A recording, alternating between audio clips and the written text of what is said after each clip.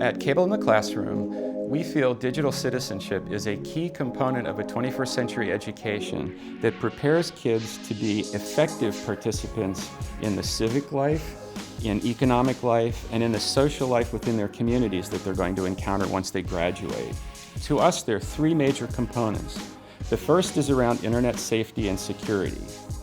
The second is understanding digital literacy. That is, not just how to push the right buttons or how to work with a program, but also understanding how messages are created and conveyed. The third area is in creating an effective, positive digital reputation, one in which you're seen as acting responsibly and ethically. Educating our students to be good digital citizens is vital because as students today, they're going to be living most of their world with some kind of digital footprint. Today's students are involved in a multitude of different platforms, and they post a lot of information. They consider their online life bigger than their real life at this point. So it is really important that when they are looking at their world digitally, that they consider what those pieces are that they're putting out there and how it translates in the future. Digital citizenship offers an opportunity to approach things in a much more positive manner by helping kids manage the way they use media.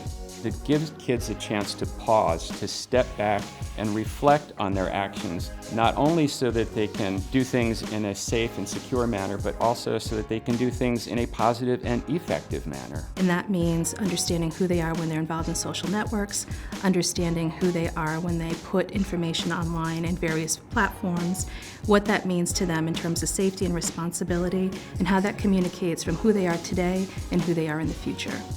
Digital citizenship, and in fact technology in general, can sometimes be intimidating to adults because we don't think we have the technology skills and knowledge to talk about this fluently with kids. But that's really not the case, because what we're really doing here is guiding them. Students provide us with a number of opportunities to discuss their digital lives because they bring it into the classroom. The important thing is to have that conversation with students and not just let students try and figure it out on their own. I've used social media in a lot of different professional ways.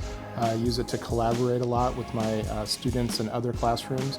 And so I try to model how it can be a positive thing and how, as a member of the online environment, you can contribute things as well as gain things from other people.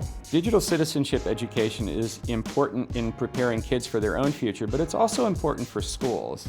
Schools receiving E-rate funds from the federal government are required to have in place a program of internet safety education. You can do that by checking the boxes or having an assembly, but we know those don't lead to changes in behavior. If we use digital citizenship education instead, we're giving a much more holistic picture to the children and really preparing them for life as 21st century digital citizens.